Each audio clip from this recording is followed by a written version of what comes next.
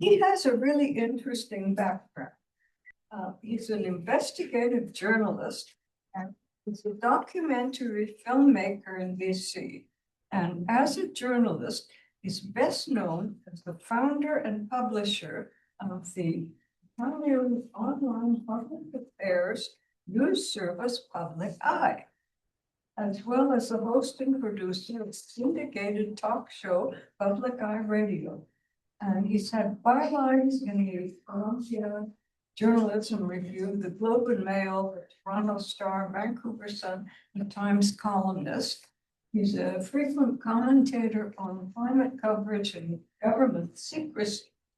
His research focuses on how uses and misuse information, particularly against the backdrop of catastrophic climate change and biodiversity loss. Well, I happen to get lucky and by chance go to a presentation that he did last year, and it was on disasters and how people react to them. And he was absolutely charismatic. Attention. And those of you who know me know, when I go to a movie, if I can't guess the end, then I think it was a good one. So I was mysterious. You're mysterious. It was just, it unrolled very interestingly. And I followed up and I said, I gotta get this guy to come and be part of this conference. Right. So on that note, I look forward to your presentation. Gloria, I really appreciate you inviting me to this conference and to speak in this way and be in community with all of you. It's a real honor, especially given the stakes. We're facing another summer where you could have another mass casualty event as a result of a very strong El Nino that is expected, and as a result of climate change. And what we know about the last catastrophic heat wave that we had in British Columbia is that older people were among the casualties. So really important work that all of you are doing here today, really important work that is being done at this conference, and really important work that's being done by all the researchers participating in this conference and the activists and the advocates who are part of that community. So I raise my hands to all of you for the incredible work that is being done. I told my managing editor yesterday that I was going to be delivering this keynote speech, and I just turned 50, and so my managing editor said to me, well, you'll have more to talk about this year than you did last year. So, and I let them know that I would be sharing that jab tonight. So what I'd like to talk a little bit about this evening is I'd like to talk a little bit about methodology that we've developed at the Climate Disaster Project, the project that I lead, for working with people in climate impacted communities and working with, in particular, vulnerable people in climate impacted communities and what it means to be in a climate impacted community and how we go about that work in good ways. And I'm sure that all of you have your own insights into what a good way looks like within this context. So I'm interested in hearing all of your insights as well. Does that sound like an okay battle plan for everybody? Fantastic. Okay, excellent. So I'm going to begin with a little bit of story. This is kind of all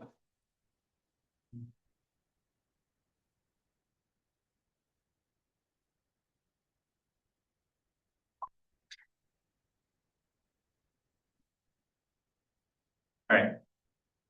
So as a preschooler, I remember being excited about the future.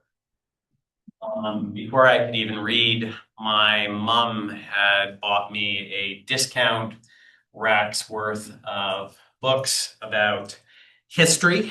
But my favorite books weren't about what happened yesterday. They were about what would happen tomorrow. And one of those books was this one right here. So this was part of a book, part of a series called The World of the Future. Okay, it was published back in the late 70s. And one of the three books in that series was called Future Cities. Okay, and in that book, this is in the first couple pages, it shared what it called 2 trips to the 21st century. Okay, so the first trip was to a garden city on a cared-for planet, where our transportation needs would be met by bicycles, hydrogen-fueled jets, and monorails, because there is no future without a monorail. But the second trip was to a polluted city on a dying world where people had failed to take the drastic steps necessary to achieve some kind of ecological balance. In 2017, 38 years after those books were published, I looked out my high-rise apartment window in Calgary, where I was teaching, and I saw the world of the future that I had been warned about as a child. As wildfires in British Columbia and southern Alberta belched smoke that flooded across the Rocky Mountains and into the streets of Calgary, where people were wearing pollution masks that looked suspiciously similar to the pollution masks I saw when I was a kid in that illustration.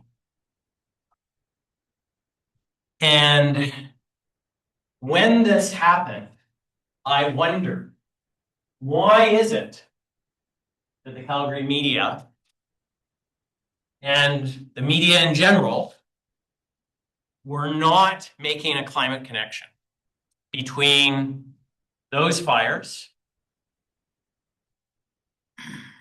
and a warming world? And my perception of that failure changed the trajectory of my entire career. I had spent most of my time being an investigative journalist, working on government accountability and corruption issues, transparency issues, and being on the front lines of climate change in this way made me reconsider everything that I was doing.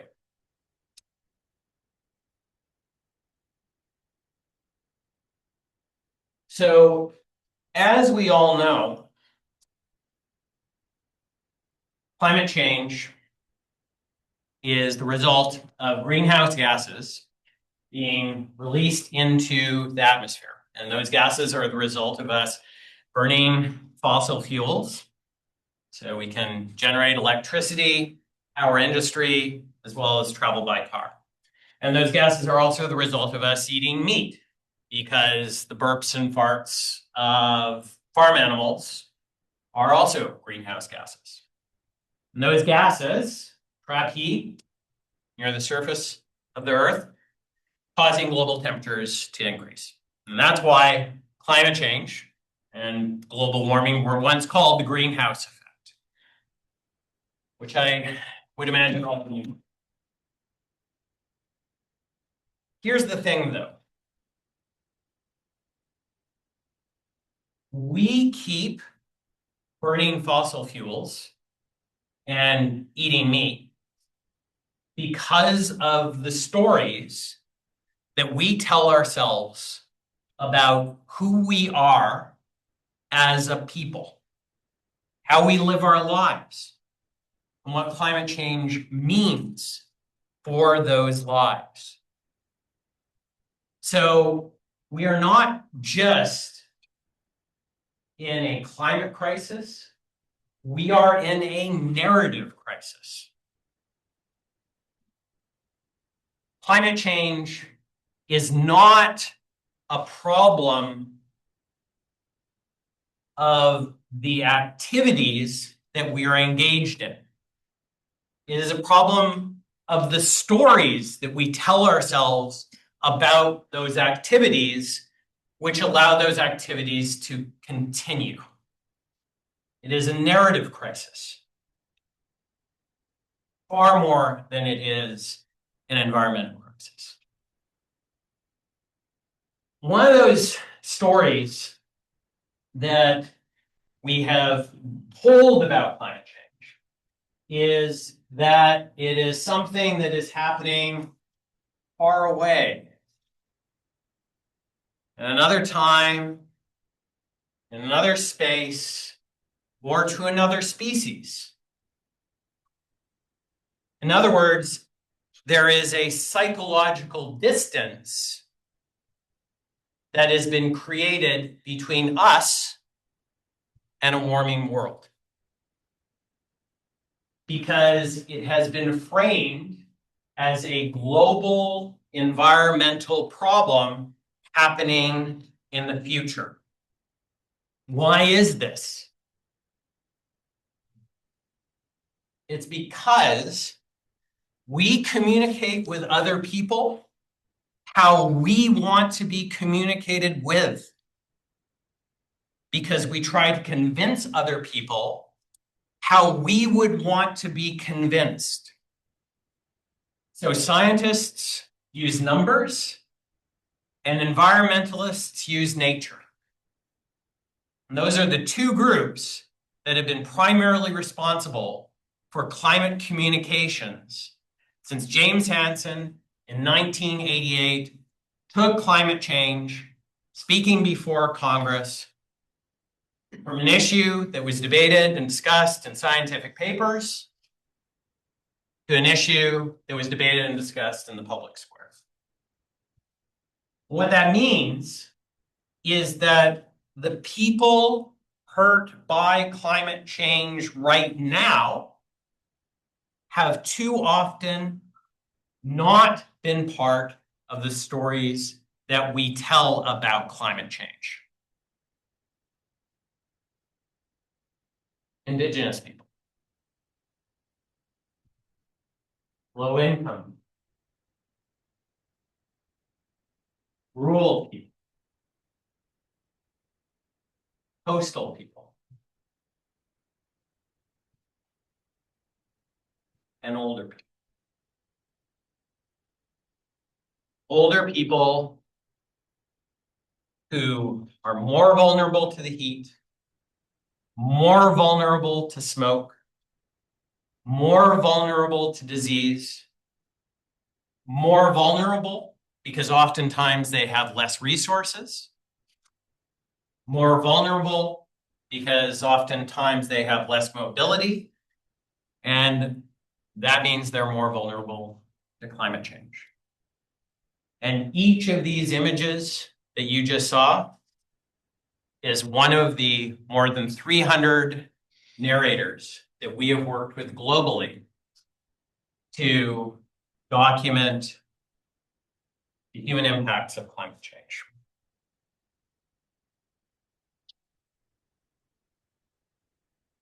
That means because of all of these impacts, we need to reframe climate change.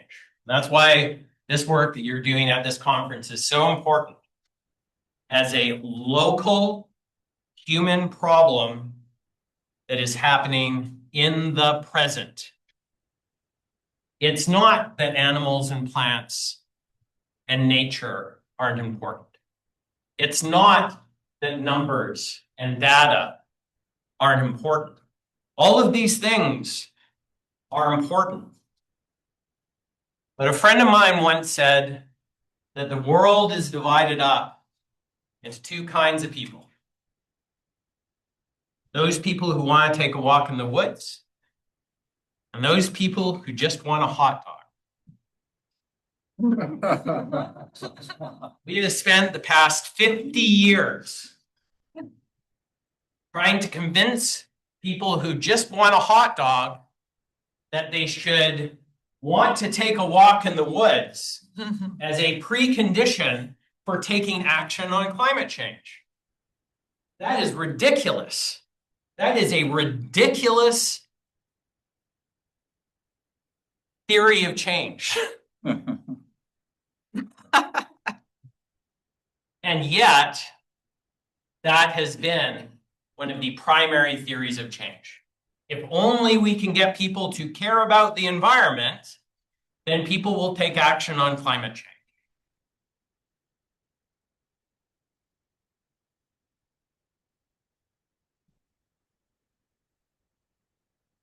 So we want to decrease psychological distance between us and climate change, and by extension, increase the probability of climate action among the hot dog eaters. And I like a good hot dog, even though I'm a vegetarian. Okay. So this is the work of the Climate Disaster Project. We're an award-winning teaching newsroom that works with climate impacted communities to document and investigate their stories using trauma-informed processes. We are a global partnership that includes 6 museums, 6 news outlets, and 20 universities nationally and internationally. But to tell this news story about climate change and the people impacted by a hotter planet, we need new forms of climate storytelling. So, what does this look like? Okay. So, climate change, let's get some context first. So, climate change is increasing the frequency and intensity of weather-related disasters. It's making heat waves more likely, longer, and hotter. It's heating up places that aren't hot, thawing permafrost, melting glaciers, and causing sea levels to rise. And those rising sea levels mean that when a storm or cyclone shoves water onto the land, it causes more damage.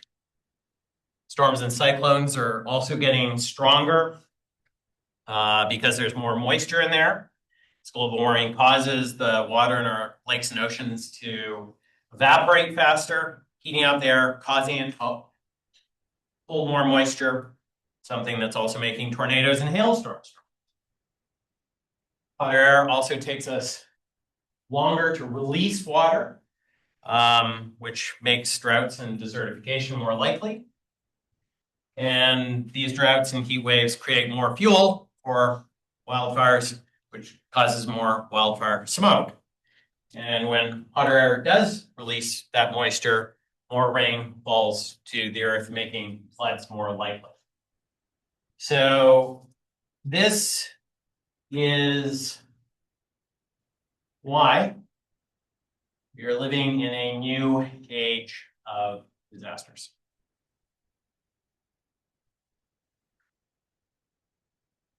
What does this mean?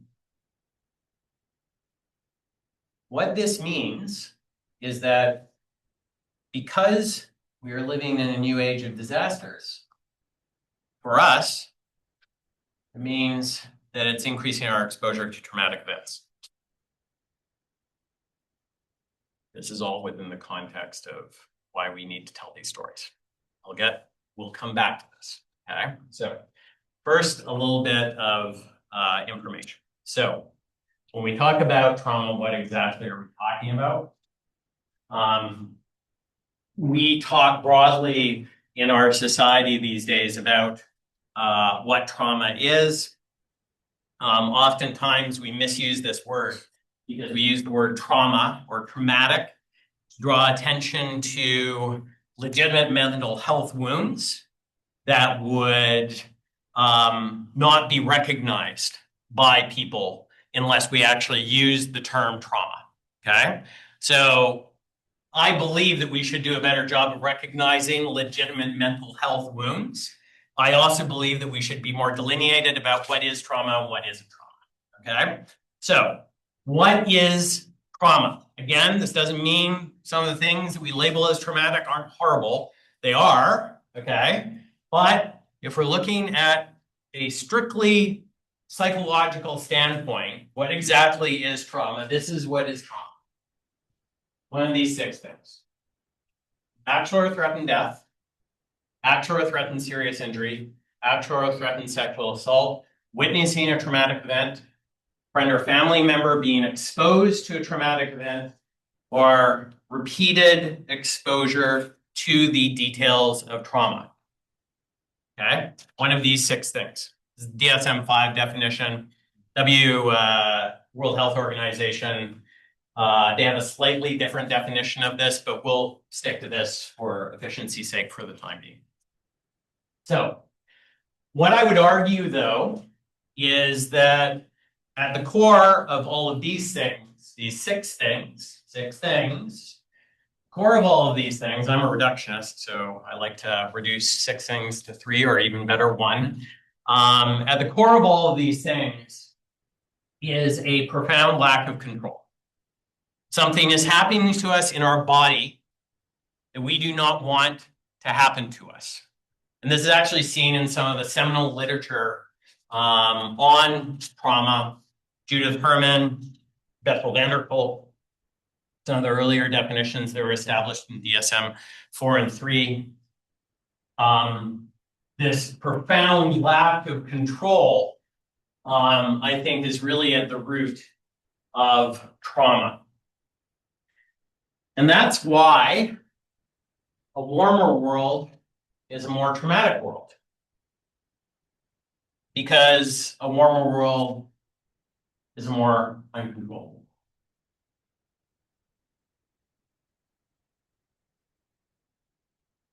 Okay. And from the standpoint of storytellers, oftentimes the problem is that traditional forms of storytelling, whether or not it's in the research community or whether or not it's in the journalistic community, can have a tendency to take control away from storytellers. So you can see the problem here. A warmer world is a more traumatic world because a warmer world is a more uncontrollable world. Then when we work to share the stories of people who have been impacted by climate change, which is a profound lack of control, we need to be mindful that sometimes our processes can also, in the process, take control away from people. So, how do we change that? Trauma-informed practice, the principles of trauma-informed practice that were initially articulated within care environments come down to 6 things: safety, trustworthiness and transparency, peer support, collaboration and mutuality, empowerment, voice and choice, cultural, historical, and gender issues included in context. Okay. I put it to you that each of these things is also about control. Because if we are not safe, we don't have control.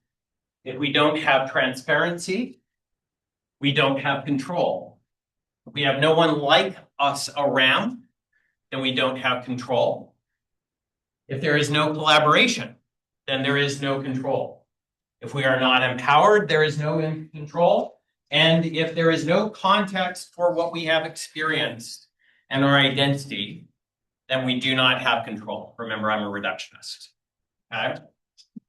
1 thing from 6 things. Okay? So the root of trauma-informed practice, just as the root of trauma, is all around control. But here's the thing. To go beyond restoring control, I would argue that we also need to incorporate the stages of trauma recovery into our work. Okay, so what are the stages of trauma recovery? So this is Judith Herman's model. Judith Herman is an eminent psychiatrist who developed the definition of complex PTSD. Okay, and this model of trauma recovery came out in the 1980s, 1988, 1989. And has been extraordinarily influential in the psychiatric community. So, what are these steps? So the first is restoring safety, because no therapeutic practice can proceed if we are unsafe in our body or in our environment. Once we are safe in our body and environment, oftentimes there is a desire to retell story. What happened? What was the traumatic event? In depth and detail, to reintegrate that experience into one's life. And oftentimes, trauma memories exist as separate things, right, from our experience. Anyone who has experienced trauma will know this. Third stage is once story has been told, there is often a desire to reconnect with others, because trauma often impacts our relationships, impacts our connections, both with loved ones and with community. And finally, pursuing justice or repairing harm. Once the recovery process has reached reconnecting with others, a large minority of people who have experienced trauma want to somehow right the wrong that happened to them at a structural level. Okay? This again would be familiar for anyone who has experienced trauma in some way, shape, or form. So,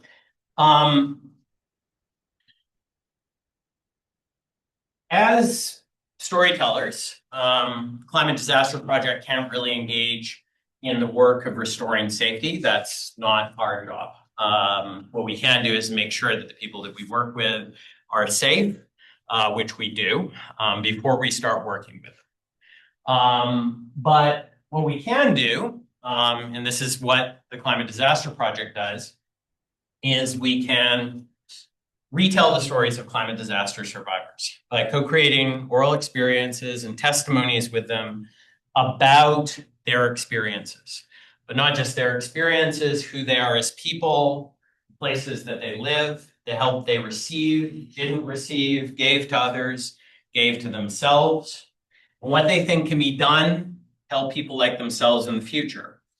A story that reflects the process of trauma recovery, although we are not therapists. I'll get to that in just a second, okay? We can also reconnect those survivors with others by publishing and broadcasting those stories. And we can also help repair the harm those survivors have lived through, by investigating the problems and solutions that they identify. And in doing so, we can ensure survivors have control of that process along every single step of the way. I'll get into that in just a sec. But what we are doing here is taking a process and a framework that is applied in the therapy room to heal mental health wounds. And we are applying that same process outside the therapy room to address socio-political harms. Okay? So in other words, we are not trying to create a therapeutic environment, although obviously some of the people that we work with may find this process therapeutic. What we're trying to do is we're trying to use a trauma recovery process at a larger societal level, a larger global level, because that's what climate change is. It is a traumatic experience for all the reasons we talked about. So what this looks like is, first we seek consent from the storyteller. This would be typical in any research process. Atypical for journalists. I'm running in a newsroom. Our consent form is written at a grade 7 level. So it applies for well for low literacy narrators. We translate it into local languages of everyone that we work with. We also, of course, make sure that we read this out loud to the folks that we work with. We then sit down with survivors that we work with for a pre-interview. In journalistic language, a pre-interview is where a journalist is asking questions of a interview subject or source so they can ask better questions during an interview. That's not what we do. We have a list of 30 questions that we'd love to ask. We go through each of those questions and ask permission to ask it during an interview. The storyteller can change questions, remove questions, or add questions. So the interview itself becomes a co-created process. Then the interview itself happens. Follow-up questions are allowed because if we don't ask follow-up questions, sometimes that can feel unempathetic. From that, a transcript and what we call a testimony is created. A testimony is a shorter version of the transcript that only uses the words of the survivor. Again, remember control. Aside from a brief bio, we give both of those things back to the storyteller for their review. They can add, remove, correct information. They can, of course, leave the project at any time. We have an ongoing consent process, and then we investigate with their permission the problems that they identify in their transcripts and testimonies. And the other important thing is that before we do all of these things, the trainees that we work with have actually co-created testimony with one another about their own climate disaster experiences. So they share that testimony with the people that they are working with. So the narrator has more information about the interviewer than the interviewer has about the narrator, flipping the traditional power imbalance that's often present in an interview environment. That's right. That's cool. So I hope that was like interesting. So what I'd like to do is I'd like to share an excerpt from one of these. Promise it'll be quick. And what I'd like to do is I'd like to share Sonia's testimony. So Sonia was one of the older people that we've worked with. And Sonia is a retiree in Brazil who shared her story with us before she passed away this year. And her story is a story about how her home was destroyed by coastal erosion. Okay. When we built the house in 1978, we couldn't see the sea. There were 2 blocks in front of the house, and then Avenida Atlantica, which was asphalted and had a sidewalk, and then a huge stretch of sand before you finally got to the beach. We never imagined that one day it would reach our house. Right in front of us was the only apartment block in Atafona, 4-story building, which I watched being built. It was destroyed by the sea in 2008. In a way, the rubble protected my house, but the sea was slowly advancing. My children started saying I should move out. I followed the state of the tides as if I was a fisher because I was thinking about staying. In 2019, I was on the balcony of my bedroom when my neighbor in front called me, asking me to film the sea, which was beating hard against the side of her house. The base of the wall was already gone because the sea was taking the sand from beneath the ground floor. I filmed it on my phone, then sent it to her. And when I looked up, I saw water coming in, part of the wall that had fallen. It was like living in a sandcastle. It was so painful to see my house being destroyed gradually. In 2022, together with my children, I decided to demolish it. It was a very difficult time. I just found out I had ovarian cancer and needed to have both ovaries removed. Couldn't get out of bed. It took 3 months to knock it down. After that, I kept living in a small house in the back until October this year. Then I had to leave there as well because lots of sand started coming through. Today I can talk about it more easily, but the experience itself was very painful. I already felt this way when I saw the suffering of other people, the community friends who were losing their homes. I lived through it and felt those emotions. When it happens to you, it turns everything upside down. It's a whirlwind of emotions. I started to remember my children when they were young, my family, and everyone who lived there with us. It's not the material goods I felt I lost, rather the moments I had in that house. Can't rebuild that context elsewhere. Just go to another house and build another story. Despite feeling that loss, I feel that I'm a happy person. I live with my children and grandchildren. I have lots of friends here in Atafona. Relationships here are pure. People like you for who you are, not what you have. I have a 13-year-old granddaughter who likes to sit and talk with me. One day she asked me, "Grandma, how do you manage to have such peace as though everything is always good for you?" I replied, "We learn throughout life from the things God gives us." We have an organization called SOS Atafona, of which I'm currently president. Continue hoping that something will be done here.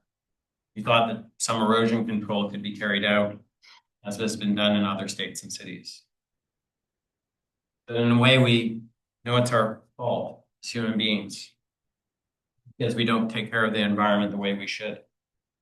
Historically, the months of March and August were when the sea is roughest here, when we knew it would advance. But nowadays, it's not like that. It can be at any time.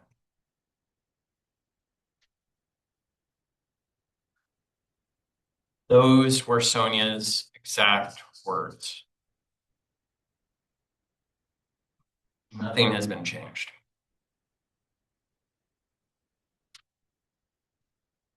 I'm honored to speak those words to you because she wanted them heard.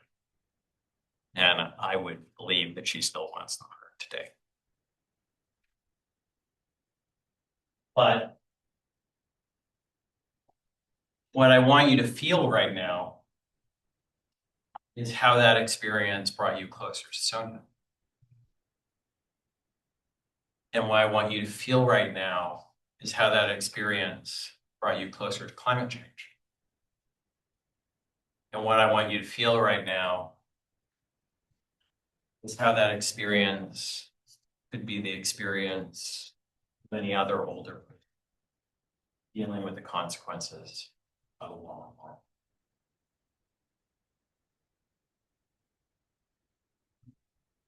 So I open it up to you. How do you think, on the basis of what you just heard, was Sonia's experience impacted by her age?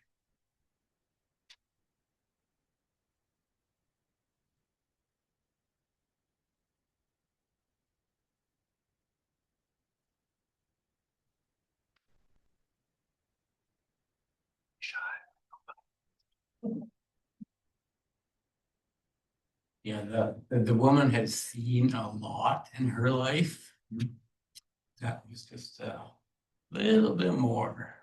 100%, absolutely. How do you think age played into it? Yeah, I think it made her more stubborn to stay 100%. because that was her life. She was there. She could picture raising her kids there. It was her life. Absolutely. She was rooted in place in a way that someone who is young might not be. Anything else?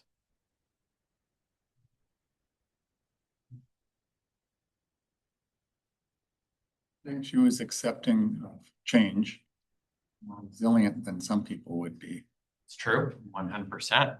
and wanted to stay in a familiar environment in which she's growing up. So it had this meaning to her. She'd sooner not give up the meaning than move.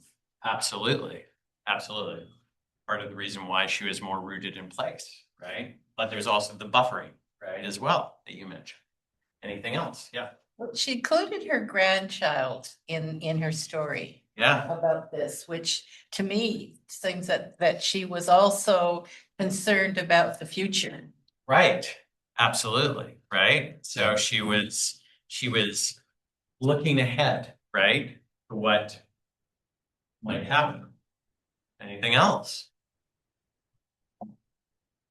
Age gave her authority as well to speak on the past and how it used to be in relation to the patterns of the sea. And so Yeah. he was able to give that a broad view. 100%. Anything else? Yeah. She realized she made a big fucking mistake buying that house up there. She was humble about it. Absolutely. Anything else? Yeah. Well, I think it was interesting that she remembered the building of the apartment building Yes. that ended up disappearing before her house, and that actually prevented her house maybe from being impacted for a certain amount of time. It's like a little bit of a seawall. He's out some other things. Would that be okay? The reason she might have stayed is because she didn't have any other resources. I bring this up because so many of the folk that we work with are retirees. And so many of the reasons why they stay are because not just they're rooted in the place, but because they know where to go. She does mention it subtly that I was sick and then I stayed in a back house for 3 months and then delayed that was like that because they couldn't. That is the absolute tell, right? He didn't leave immediately. She lived in her back house. Why would she do that? She didn't have anywhere else to go. I point all of this out because research communities and government, we often talk a good game about bottom-up and community-engaged research. The importance, right, of the grassroots. But I think when we really listen to what survivors say, to what people say, and these are the results of interviews that sometimes last upwards of 8 hours. When we really listen, we hear a knowledge and wisdom of the lived experience on the front lines of climate change. For older people, for Indigenous people, for rural people, for coastal people, for low-income people, and for really anyone who is being impacted by the consequence of a warmer world.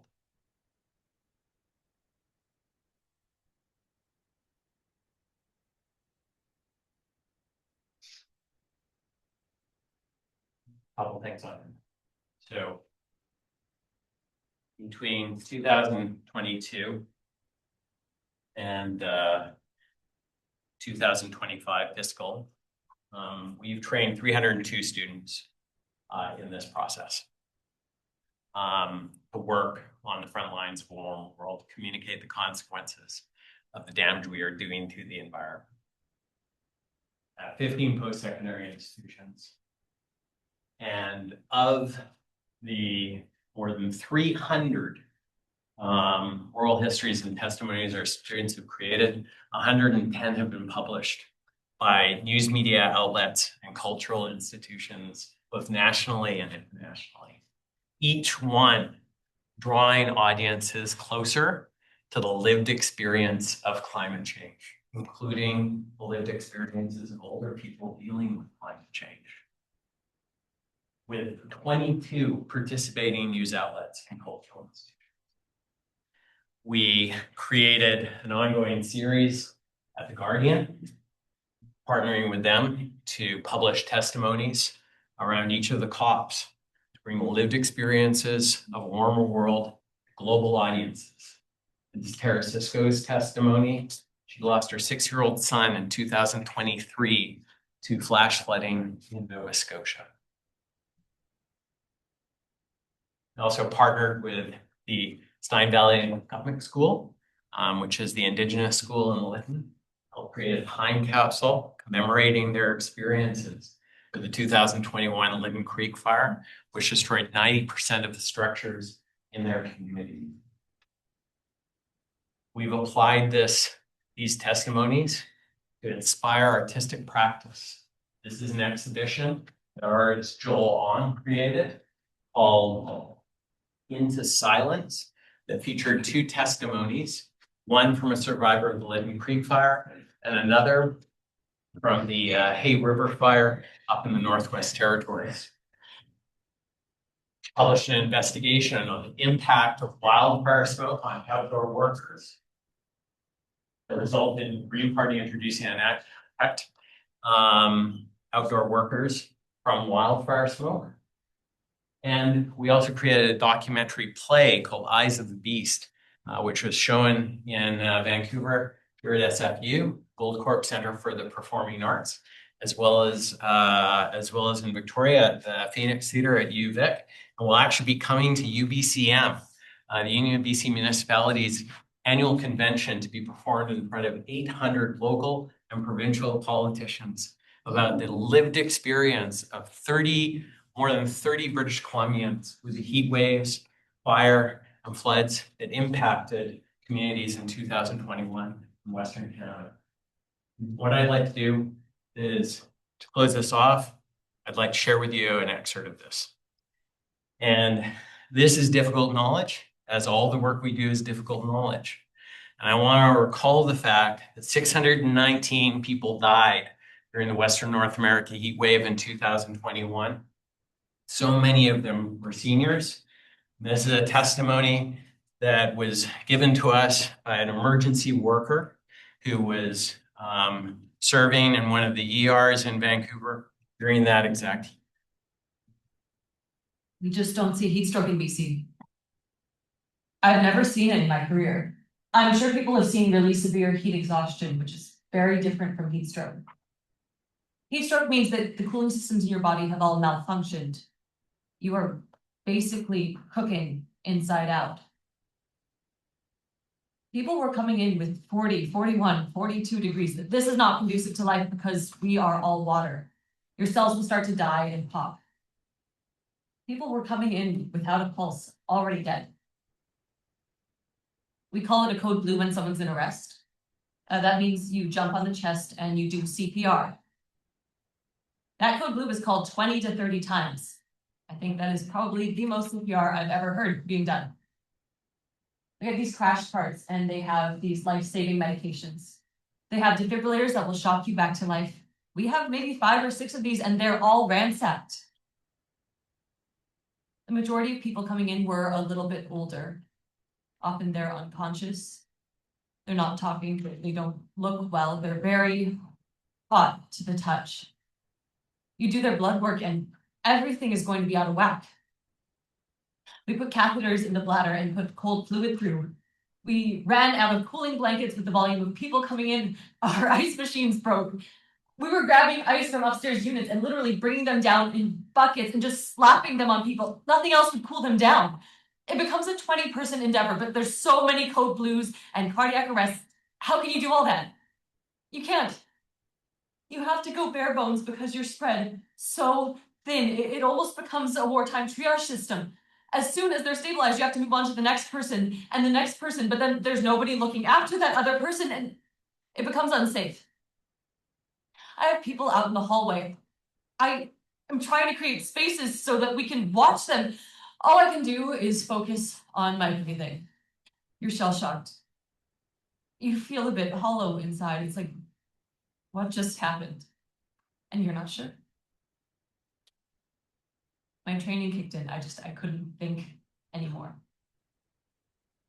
What can I do with my ability?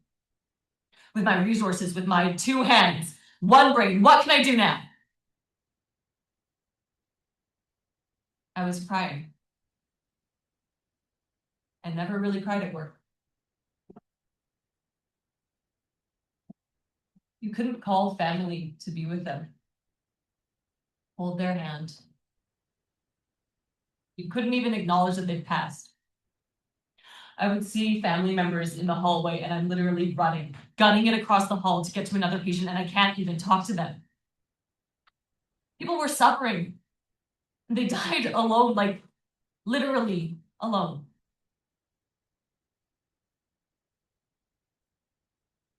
I think that's honestly the hardest part.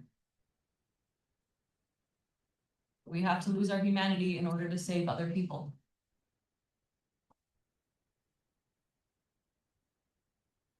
That night could break you.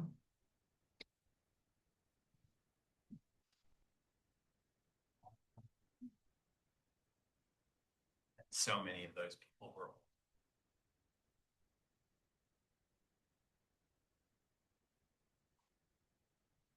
Very powerful.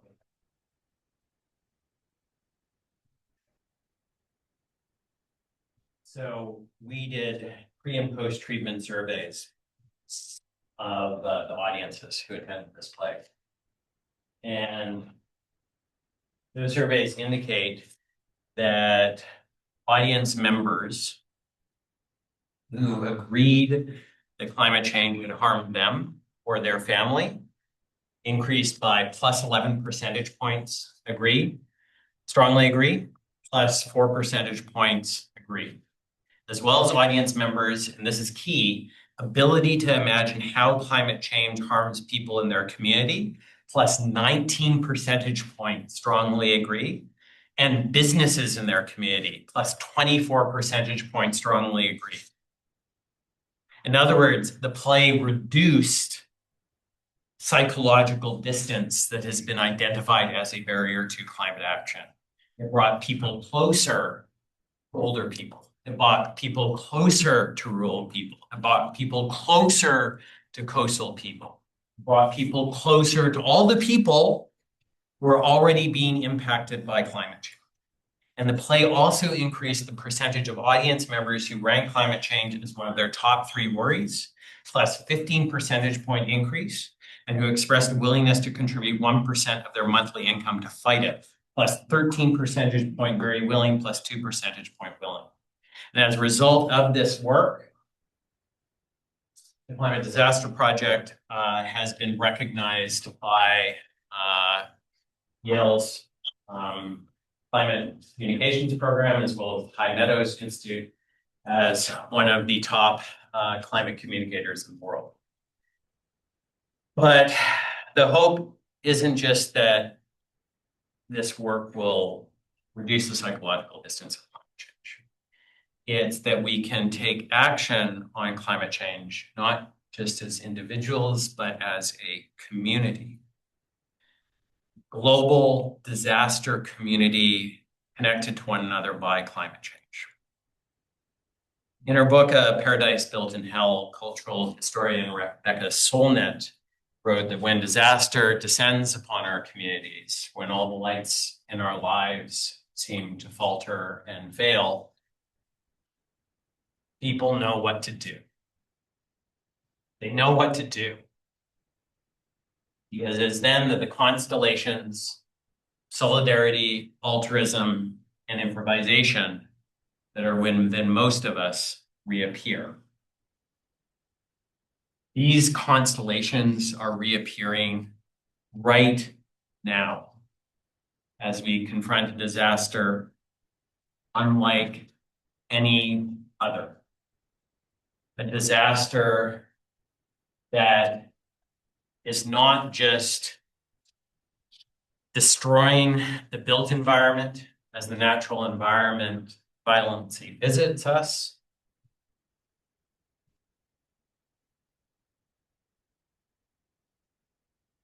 It is also creating community among these experiences if we share our story.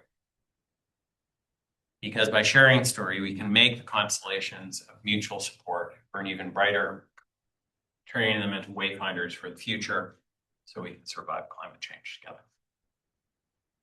Good.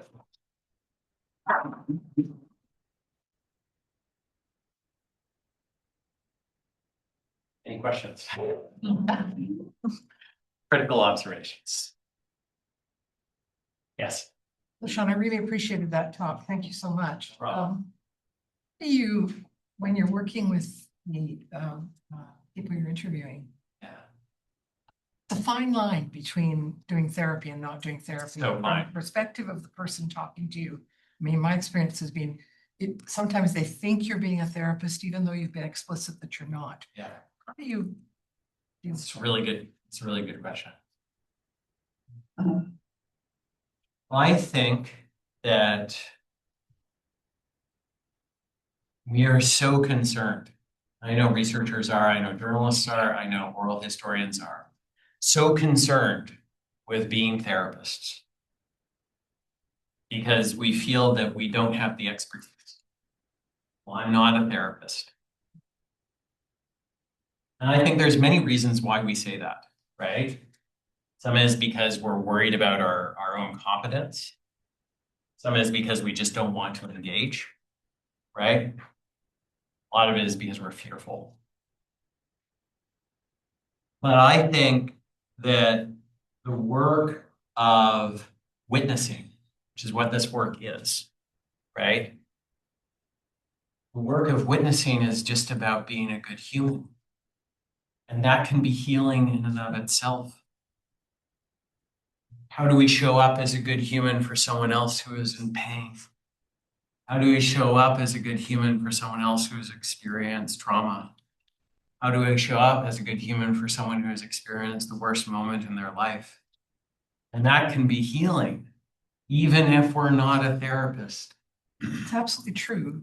Yes. But the other side of that is that if the person you're talking to who's talking to you actually perceives you as a therapist, they may over disclose, they may tell you things that afterwards they then feel, that there's, I mean, I'm just wondering if people. Yeah, at the end absolutely. say, God, I wish I hadn't said that. I know you've built into your plan and the ability for people to say, no, I don't want you to share that. Yeah, But for trainees in particular, like really hard it to. is really hard. Because the nicer they are, the better they are as human beings, the more risk there is that the interviewee perceives them as actually powerful, right? Right. But is that always because they see them as therapeutic, or is it because they see them as healing? I don't know. It's a good question. And it's a good question. And I think the other thing I would also say is when I was teaching investigative journalism, I always taught something that I called lines of intimacy. So when a journalist is interviewing someone, okay, one line, they're sharing more and more, that person is sharing more and more information, right, about who they are, okay? But the journalist is back here, okay, in terms of their own sharing. And at the end of that, the storyteller often goes, oh, like, I disclosed so much. But then suddenly, yeah, I don't know anything about this other person. And that's where you use the. Right. It has to be reciprocal, right? If you do things in a good way, right, with a storyteller, if they know, right, not just that they have these mechanisms that they can use to enforce control over the process, but also, again, right, go back to trauma-informed practice, right, peer support, right, transparency, right? All of these things that we talk a good game about, what does that actually look like, right? In a narrative or research environment. How much are we actually being transparent? It's so interesting, just because it doesn't quite relate to your point, but I'll share it nonetheless, okay? So, you know, in the work that we do, there's a risk of secondary trauma or moral injury. Generally not for our trainees. One exposure isn't generally gonna do anything, right? I've been impacted by secondary trauma as a result of this work. Moral injury, it's fine. It's a hazard of the job. And I have a good therapist that I work with on a weekly basis to make sure I'm processing things in a good way. The people who are in mental health or adjacent fields and are working with trauma. There is a recent large-scale qualitative study that was done. And one of the primary determinants of whether or not someone was going to get secondary trauma was if they felt that because of their professionalism, they weren't allowed to show emotion. And then they suddenly showed emotion, right? So they feel out of control, right? I think we need to show up as humans with other humans. I think it's important for us. I think it's important for the people that we work with, right? And I think when we show up as less than that, we do a disservice to both parties. Yeah. Such a good question, though.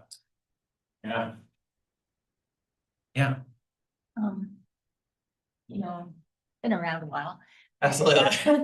And I know, and I've been on various courses where it's always talked about, you know, the importance of listening. Yes. And they talk about it just being listening, that you Yeah. should be listening and you shouldn't be talking yourself, Yeah. just listening. Yeah. And so then you get this imbalance that you Yeah. That's talked about. complete imbalance. And so, and that always felt weird to me. Absolutely. That it was unbalanced. Absolutely. Process. So I've been umpteen different courses where I was told this and I'm thinking inside, you know. Yeah. So I'm actually quite happy to hear this version because the importance of sharing, not making it just one-sided. You don't want to make it about you. You don't want to decenter the narrator. No, But- exactly. But just to, as a form of supporting them too, you know, that they, so they, Don't fall off a cliff. yeah. And when we do that with our students, right, we reduce it to, remember, I'm a reductionist, we reduce it to 3 behaviors, okay? First behavior is reflection, okay? So you reflect, this is active listening, which is always sucky if you actually know what's going on. But anyways, active listening, right? You reflect back to the person what they just said, okay? Second behavior is validation, okay? So you're not just paying attention to what they said, but you understand what they said, right? Either at an emotional, affective, right? Or at a cognitive level, right? You demonstrate somehow that you understand, right? What they're saying. And the third one, which is the trickiest one, is reciprocation, okay? So not just do you understand, right? What they're saying, right? But you also have experienced something similar to what they're saying. That's the trickiest one to do, right? But Making it all about yourself. and especially, right, exactly, right? But you think about it, right? When it comes to, for example, dating, okay? What do we look for in a partner, right? So often we don't look for the difference, we look for the similarity, right? How are we the same, right? When people start flirting with one another and the mirroring that goes on, it's because we are looking for similarity. right? We're looking for how is this person not alien to me and not alien to my experience, right? Anyone who's had that first blush, right, of relationship where they're going, oh, he's so similar, right? It's so similar, right? We look for that, right? We want that mirroring, right? And that's why reciprocation can be so powerful, right? But only if it lands right. It's tricky. Yeah. Thank you for sharing your knowledge and your methodology. I'm just wondering, because I'm quite interested in this subject, what do you see in the parallel between the climate disaster versus war disaster? Yeah. You know, it's interesting. I used to want to be a war correspondent. Yeah. Because we have seen it in movies like Apocalypse or I mean, we have seen movies. I do grandparents film festivals, so Yeah. stories. But the reaction of the audience has been more either sympathetic or take a step forward in the anti-war, Yes. right? Or participate. And I think I totally support that this type of narration should be encouraged and more told through books, movies, and Yeah. listening to wherever you talk. But there is an element of also freezing Yes. that, okay, it's not in my area. 100%. And especially, I think we are divided into scientists and social scientists. Yes. In a sense that the scientists are getting dehumanized education, Yes. where we are the scientists, but we are not users of science. Yeah. Yeah. And the social scientists are studying the humanity part of it. So I yesterday I saw a film about anti-war Iranian film where a child was experienced Iraq-Iran war, and then he's told his family is dead and so on. Yeah. And the story is narrated, and you feel empathy first as a reaction, and then. But my worry is the impact of this messaging. Yeah. Of course, there are twofold. One is people, or many folds of reaction. Can you comment? 100%. And probably the last question, right? Because, yeah, okay. So here's the thing. There's a lot of criticism in the environmental movement right now, the climate movement around doomerism, right? We talked about the negative things, right, about climate change, and it didn't work. What did we talk about that was negative? We talked about how it was impacting animals and plants. We talked about how it was impacting the future, right? And so I would argue that the solutionism that dominates the climate movement in the global north right now is just another form of denialism, right? Let's not talk about the bad thing, right? Because the bad thing didn't work without thinking about, well, maybe it was how we talked about the bad thing that didn't work, as opposed to talking about the bad thing. I think, though, you have to talk about the bad thing in the right way. What is the right way? You don't leave someone in a moment of trauma. You don't leave a narrator in the moment of trauma, right? You don't leave the audience in a moment of trauma either, because that's not helpful. We talk about, when we do an interview, we talk about the bookends, okay?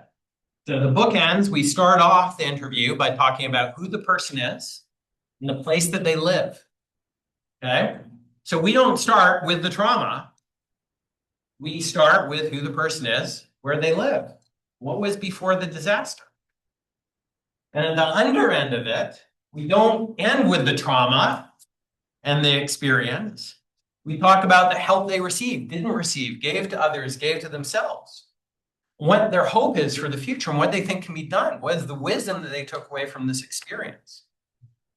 And if you create that kind of circle, you're not leaving people in the trauma. You're leaving people with where they need to go, right? And that's how you affect change. You don't leave people in the traumatic experience, right? You show them the traumatic experience because that's valid and that's important. And not do that is a form of denialism. But you can't leave them in that trauma space either. Such a really good question. We'll have to end things there. Yeah, but Yeah. I just, that means you're giving an alternative vision. Yes, 100%. Absolutely. You have to give the alternative vision. Yeah, 100%. And it has to be a realistic alternative vision. Yeah, Right? Greta Thunberg, I think Yeah. it created so much support, right? Yeah. So just to go back here, okay? Slides. One last thing.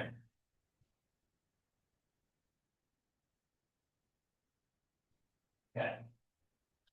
Go back to the very beginning here.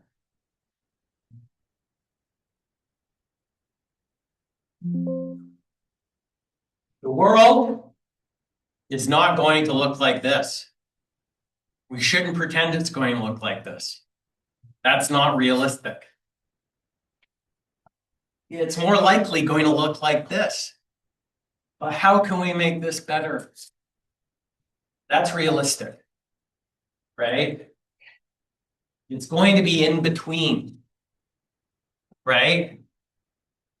And part of the difficulty, right, in imagining the future is we've only ever thought about these two polarities.